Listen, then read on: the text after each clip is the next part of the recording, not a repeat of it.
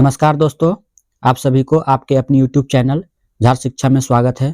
तो चलिए आज हम लोग झारखंड माध्यमिक आचार्य पॉलिटिकल साइंस के लिए पॉलिटिकल थ्योरी के टॉप 20 मोस्ट एक्सपेक्टेड क्वेश्चन करते हैं विथ एक्सप्लेनेशन के साथ, जो आपके आगामी परीक्षा के लिए काफ़ी महत्वपूर्ण होगा। तो चलिए हम लोग स्टार्ट करते हैं। स्टार्ट करने से पहले आप लोग के लिए एक जरूरी इन्फॉर्मेशन, झार शिक्षा के द्वारा आप लोग के लिए एग्जाम को देखते हुए रिलेवेंट कंटेंट के साथ राजनीति विज्ञान के 10 यूनिट जो हैं उसके लिए अलग अलग बुकलेट तैयार किया गया है, जिसका अभी हैप्पी न्यू ईयर सेल चल रहा है। तो उसमें सभी बुकलेट पे आपको अभी 50% का डिस्काउंट मिल रहा है। तो जिसको भी लगता है कि अभी एग्जाम में कुछ कमी रह गई है, तो उस कमी को पूरा करने के लिए आप लोग इन बुकलेट्स का इस्तेमाल अपने रिवीजन पर्पस के लिए कर सकते हैं। तो ये आपको बहुत ही हेल्पफुल करेगी और एग्जाम में अच्छे मार्क्स आप ला सकते हैं। तो इस बुकलेट्स को आप लोग जरूर ले और अपने एग्जाम के प्रिपरेशन को और मजबूती प्रदान करें। तो चलिए हम लोग स्टार्ट करते हैं आज के पहले प्रश्न से। आज का पहला प्रश्न है, राजनीतिक सिद्धांत पॉलिटिकल थ्योरी के पतन के लिए डेविड स्टर्न ने निम्नलिखित में से किसे मुख्य कारण माना। डेविड स्टर्न ने पॉलिटिकल थ्योरी के पतन के लिए किसे मुख्य कारण माना है? तो किसको माना है? तो इतिहासवाद को माना है। किसे? तो इतिहासवाद को माना है। इसका डिस्क्रिप्शन हम लोग देखते हैं। डेविड स्टर्न ने अपनी कृति द पॉलिटिकल सिस्टम 1953 में तर्क दिया कि पारंपरिक राजनीतिक सिद्धांत का पतन मुख्य रूप से इतिहासवाद के कारण हुआ है, जहां सिद्धांतकार केवल पुराने विचारों के ऐतिहासिक विश्लेषण में खो गए और नए सिद्धांतों का निर्माण करना बंद कर दिया। अगला प्रश्न है, निम्नलिखित में से किसने राजनीति विज्ञान को शक्ति का विज्ञान साइंस ऑफ पावर के रूप में परिभाषित किया है? तो किसने राजनीति विज्ञान को शक्ति के विज्ञान के रूप में परिभाषित किया है? इसका सही आंसर हो जाएगा आपका कैटलिन ने। किसने? तो कैटलिन ने। इसकी व्याख्या देखते हैं। जॉर्ज कैटलिन और हेरोल्ड लासवेल जैसे आधुनिक विचारकों ने राजनीति विज्ञान को शक्ति के अध्ययन के रूप में देखा। कैटलिन के अनुसार राजनीति मूलतः प्रभुत्व और नियंत्रण का विज्ञान है। अगला प्रश्न की ओर बढ़ते हैं। अगला प्रश्न है, अज्ञानता का आवरण वेल ऑफ इग्नोरेंस की अवधारणा का संबंध किस विचारक के न्याय सिद्धांत से है? तो वेल ऑफ इग्नोरेंस की अवधारणा का संबंध किस विचारक के न्याय से है? इसका सही आंसर हो जाएगा जॉन रॉल्स। किसके? तो जॉन रॉल्स से है। इसकी व्याख्या हम लोग देखते हैं। जॉन रॉल्स ने अपनी पुस्तक अ थ्योरी ऑफ जस्टिस 1971 में अज्ञानता के आवरण की परिकल्पना की। इसके अंतर्गत व्यक्ति अपनी सामाजिक स्थिति, क्षमता और भविष्य को जाने बिना न्याय के नियमों का निर्धारण करते हैं, जिससे निष्पक्षता सुनिश्चित होती है। अगला प्रश्न है, ऑस्टिन के संप्रभुता सिद्धांत थ्योरी ऑफ सॉवरेनिटी की मूल आलोचना बहुलवादियों द्वारा किस आधार पर की गई? तो थ्योरी ऑफ सॉवरेनिटी की मुख्य आलोचना जो है वो बहुलवादियों द्वारा किस आधार पर की गई? तो किस आधार पर की गई? यह समाज में केवल राज्य ही एकमात्र संघ नहीं है, बल्कि अन्य संघ भी महत्वपूर्ण हैं। इस आधार पर आलोचना की गई। इसकी व्याख्या हम लोग देखते हैं। बहुलवादियों जैसे लास्की और मैकाइवर का मानना है कि राज्य समाज का एक आवश्यक अंग है, लेकिन एकमात्र सर्वोच्च संस्था नहीं है। अन्य सामाजिक, धार्मिक और आर्थिक संघ भी अपनी स्वायत्तता रखते हैं, इसलिए संप्रभुता विभाजित होनी चाहिए। अगला प्रश्न है, प्रश्न संख्या 5, नकारात्मक स्वतंत्रता नेगेटिव लिबर्टी का अर्थ है। तो नेगेटिव लिबर्टी का अर्थ क्या है? तो बंधनों का अभाव है। क्या है? तो बंधनों का अभाव। इसकी व्याख्या देखते हैं। नकारात्मक स्वतंत्रता का अर्थ व्यक्ति के कार्यों में बाहरी हस्तक्षेप या बाधाओं का न होना। जेएस मिल और बर्लिन जैसे विचारक इसके समर्थक हैं, जो मानते हैं कि वह सरकार सबसे अच्छी है जो सबसे कम शासन करती है। अगला प्रश्न है, व्यवहारवाद बिहेवियरलिज्म की 8 बौद्धिक आधारशिलाओं इंटेलेक्चुअल फाउंडेशन स्टोन का प्रतिपादन किसने किया? तो व्यवहारवाद की 8 बौद्धिक आधारशिलाओं का प्रतिपादन किसने किया? तो इसका राइट आंसर हो जाएगा आपका डेविड स्टर्न ने। किसने? तो डेविड स्टर्न ने किया। इसकी व्याख्या देखते हैं। डेविड स्टर्न ने व्यवहारवाद की 8 विशेषताओं को सूचीबद्ध किया, जिन्हें बौद्धिक आधारशिला कहा। इसमें नियमितता, सत्यापन, तकनीक, प्रमाणीकरण, मूल्य निरपेक्षता, क्रमबद्धता, विशुद्ध विज्ञान और एकीकरण शामिल है। अगला प्रश्न है, पुष्पिन खेलना उतना ही अच्छा है जितना कि कविता पढ़ना।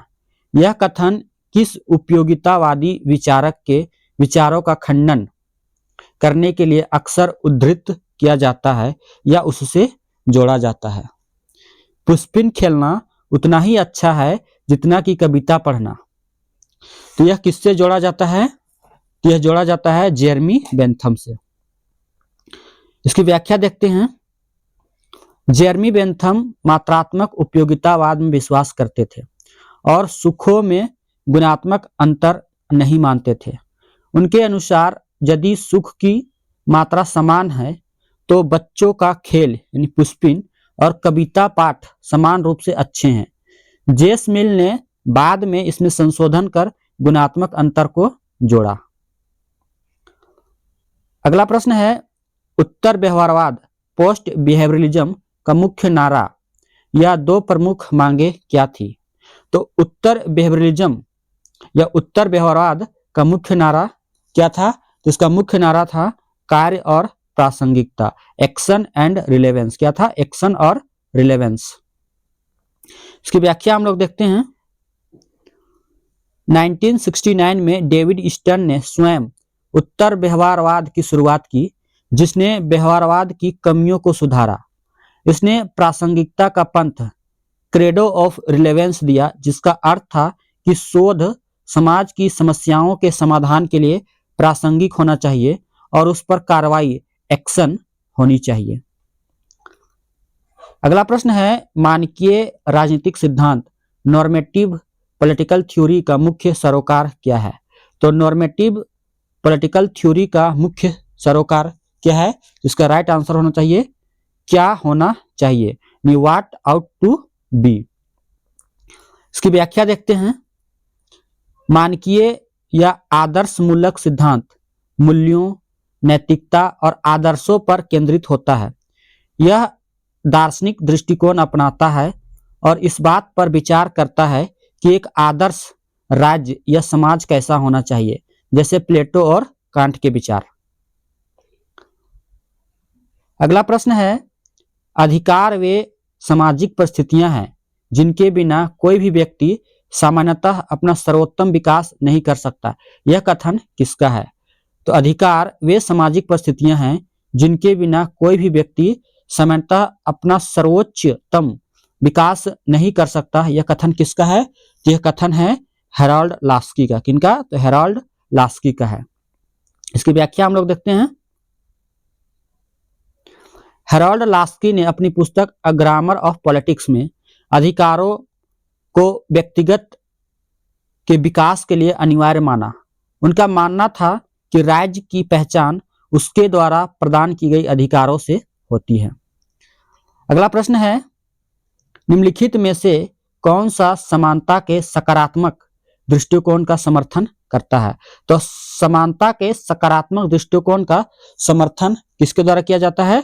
यह आर.एच. टोनी के द्वारा किया जाता है। किसके द्वारा? तो आर.एच. टोनी के द्वारा। इसकी हम लोग व्याख्या देखते हैं। आर.एच. टोनी ने अपनी पुस्तक इक्वालिटी में तर्क दिया कि समानता का अर्थ केवल समान अवसर देना नहीं, बल्कि कमजोर वर्गों के लिए विशेष सुविधाओं और पर्याप्त अवसरों की व्यवस्था करना है, ताकि वे वास्तव में समान बन सके। अगला प्रश्न है, न्याय का हकदारी सिद्धांत इंटाइटलमेंट थ्योरी ऑफ जस्टिस किसके द्वारा प्रतिपादित किया गया? तो इंटाइटलमेंट थ्योरी ऑफ जस्टिस जो है ये किसके द्वारा प्रतिपादित किया गया? यह रॉबर्ट नॉजिक के द्वारा प्रतिपादित किया गया। किसके द्वारा? तो रॉबर्ट नॉजिक के द्वारा प्रतिपादित किया गया। इसकी हम लोग व्याख्या देखते हैं। रॉबर्ट नॉजिक ने अपनी पुस्तक एनार्की स्टेट एंड यूटोपिया 1974 में हकदारी सिद्धांत दिया। उनका मानना था कि यदि संपत्ति का अर्जन और हस्तांतरण न्यायपूर्ण तरीके से हुआ है तो उस पर व्यक्ति का पूर्ण अधिकार है और राज्य का पुनर्वितरण के नाम पर उसे नहीं लेना चाहिए। अगला प्रश्न की ओर हम लोग बढ़ते हैं। व्यवहारवाद बिहेवियरलिज्म के संदर्भ में मूल्य निरपेक्षता वैल्यू न्यूट्रलिटी का क्या अर्थ है? तो वैल्यू न्यूट्रलिटी का अर्थ है शोध में नैतिक मूल्यों और तथ्यों से अलग रखना चाहिए। यानी शोध में नैतिक मूल्यों को क्या करना चाहिए? नैतिक मूल्यों को तथ्यों से अलग रखना चाहिए। इसकी व्याख्या हम लोग देखते हैं। व्यवहारवादी मानते हैं कि वैज्ञानिक अध्ययन के लिए शोधकर्ता को अपने व्यक्तिगत मूल्यों और पूर्वाग्रहों को अलग रखना चाहिए और केवल अनुभवजन्य तथ्यों दैट मीन्स एम्पिरिकल फैक्ट्स पर ध्यान केंद्रित करना चाहिए। अगला प्रश्न है, संप्रभुता नागरिकों और प्रजाजनों के ऊपर वह सर्वोच्च शक्ति है जो कानूनों से प्रतिबंधित नहीं है। यह परिभाषा किसने दी? संप्रभुता नागरिकों और प्रजाजनों के ऊपर वह सर्वोच्च शक्ति है जो कानूनों से प्रतिबंधित नहीं है। तो यह परिभाषा किसके द्वारा दी गई? यह परिभाषा जीन बोंदा के द्वारा दी गई। किसके द्वारा? तो जीन बोंदा के द्वारा दी गई। इसकी व्याख्या देखते हैं। 1576 में जीन बोंदा ने अपनी पुस्तक 6 बुक्स कंसर्निंग द रिपब्लिक में संप्रभुता को आधुनिक रूप में परिभाषित किया। उन्होंने इसे राज्य की अस्थायी और निरपेक्ष शक्ति माना। क्या माना? तो राज्य की अस्थायी और निरपेक्ष शक्ति माना। अगला प्रश्न है, निम्नलिखित में से कौन सा राजनीतिक सिद्धांत का अनुभवजन्य दैट मीन्स एम्पिरिकल उपागम नहीं है? हमें फोकस क्या करना है? नहीं है। तो इसका आंसर क्या हो जाएगा? संस्थागत उपागम है, व्यवहारवादी उपागम भी है, दार्शनिक उपागम इसका नहीं है और व्यवस्था उपागम भी इसका है। तो इसका आंसर क्या हो जाएगा? तो सी हो जाएगा, यानी कि दार्शनिक उपागम हो जाएगा। इसकी व्याख्या हम लोग देखते हैं। दार्शनिक उपागम मानकीय नॉर्मेटिव होता है जो आदर्शों और मूल्यों पर केंद्रित है, जबकि व्यवहारवादी व्यवस्था और कुछ हद तक संस्थागत उपागम तथ्यों और वास्तविकता के अवलोकन दैट मीन्स अनुभवजन्य पर आधारित होते हैं। अगला प्रश्न है, बर्लिन के अनुसार दो अवधारणाओं की स्वतंत्रता टू कंसेप्ट ऑफ लिबर्टी में सकारात्मक स्वतंत्रता का सबसे बड़ा खतरा क्या है? तो सकारात्मक स्वतंत्रता का सबसे बड़ा खतरा जो है यह अधिनायकवाद है। क्या है? तो अधिनायकवाद टोटलिटेरियनिज्म है। क्या है? तो टोटलिटेरियनिज्म है। इसकी व्याख्या हम लोग देखते हैं। ईसा बर्लिन का तर्क था कि सकारात्मक स्वतंत्रता आत्मनियंत्रण या उच्चतर स्वयं द्वारा निर्देशित होना का उपयोग अक्सर तानाशाही शासक द्वारा यह दावा करने के लिए किया जाता है कि वे नागरिकों की असली इच्छा को जानते हैं, जिससे अधिनायकवाद को बढ़ावा मिल सकता है। अगला प्रश्न है, राजनीतिक संस्कृति पॉलिटिकल कल्चर की अवधारणा जो व्यवहारवाद की देन है मुख्य रूप से किस पर ध्यान केंद्रित करती है? पॉलिटिकल कल्चर जो है वह मुख्य रूप से किस पर ध्यान केंद्रित करती है? यह मुख्य रूप से लोगों के राजनीतिक अभिवृत्तियों यानी एटीट्यूड्स और विश्वास पर ध्यान केंद्रित करती है। इसकी व्याख्या हम लोग देखते हैं। गैब्रियल आलमंड और सिडनी वर्बा ने राजनीतिक संस्कृति की अवधारणा विकसित की। यह अध्ययन करती है कि किसी देश के नागरिक अपनी राजनीतिक व्यवस्था के प्रति क्या मनोवैज्ञानिक रुझान, विश्वास और मूल्य रखते हैं। अगला प्रश्न है, कानूनी न्याय दैट मीन्स लीगल जस्टिस और नैतिक न्याय मोरल जस्टिस के बीच अंतर यह है कि यानी हमें फाइंड करना है कि कानूनी न्याय और नैतिक न्याय के बीच जो अंतर है वो क्या है। तो इसका आंसर क्या हो जाएगा? तो ए हो जाएगा। यानी कानूनी न्याय राज्य द्वारा लागू किया जाता है, जबकि नैतिक न्याय अंतर आत्मा पर आधारित है। इसकी हम लोग व्याख्या देखते हैं। कानूनी न्याय अदालतों और कानूनों के माध्यम से परिभाषित है और लागू होता है, जिसके उल्लंघन पर दंड मिलता है। वहीं नैतिक न्याय सामाजिक मूल्यों और व्यक्ति की अंतरात्मा पर निर्भर करता है, जिसका कोई बाध्यकारी कानून बल नहीं होता। अगला प्रश्न है, उत्तर व्यवहारवाद ने व्यवहारवाद की किस कमी की सबसे ज्यादा आलोचना की है? ये उत्तर व्यवहारवाद जो है वो व्यवहारवाद की किस कमी की सबसे ज्यादा आलोचना की है? तो किस कमी की सबसे ज्यादा आलोचना की है? तो तकनीक का सार वस्तु पर हावी हो जाना, यानी टेक्निक ओवर सब्सटेंस। इसकी हम लोग व्याख्या देखते हैं। उत्तर व्यवहारवादियों का मानना था कि व्यवहारवाद में तकनीकी विशुद्धता के चक्कर में महत्वपूर्ण सामाजिक मुद्दों की अनदेखी की गई है। जिन्होंने कहा कि गलत होने की तुलना में अस्पष्ट होना बेहतर है। क्या कहा? तो गलत होने की तुलना में अस्पष्ट होना बेहतर है। अगला प्रश्न और लास्ट प्रश्न है, स्वतंत्रता और समानता एक दूसरे के विरोधी हैं।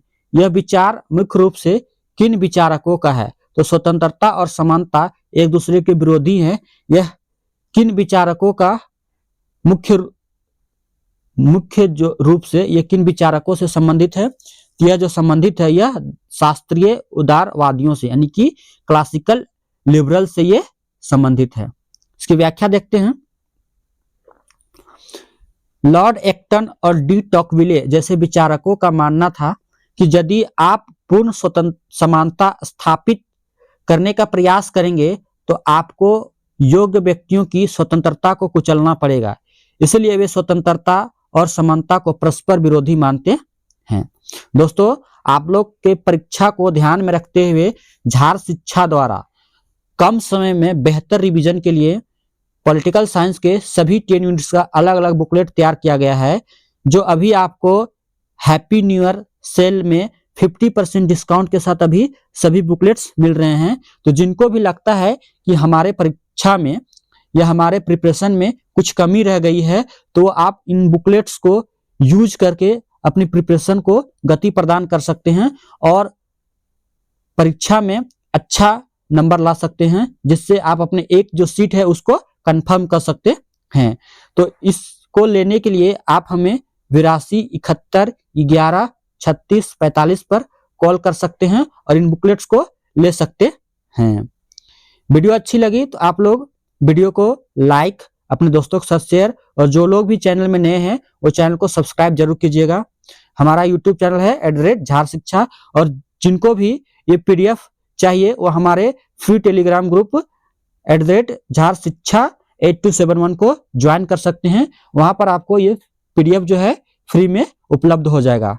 तो वीडियो देखने के लिए आप सभी को धन्यवाद। जय हिंद, जय भारत, जय झारखंड, जय जोहार।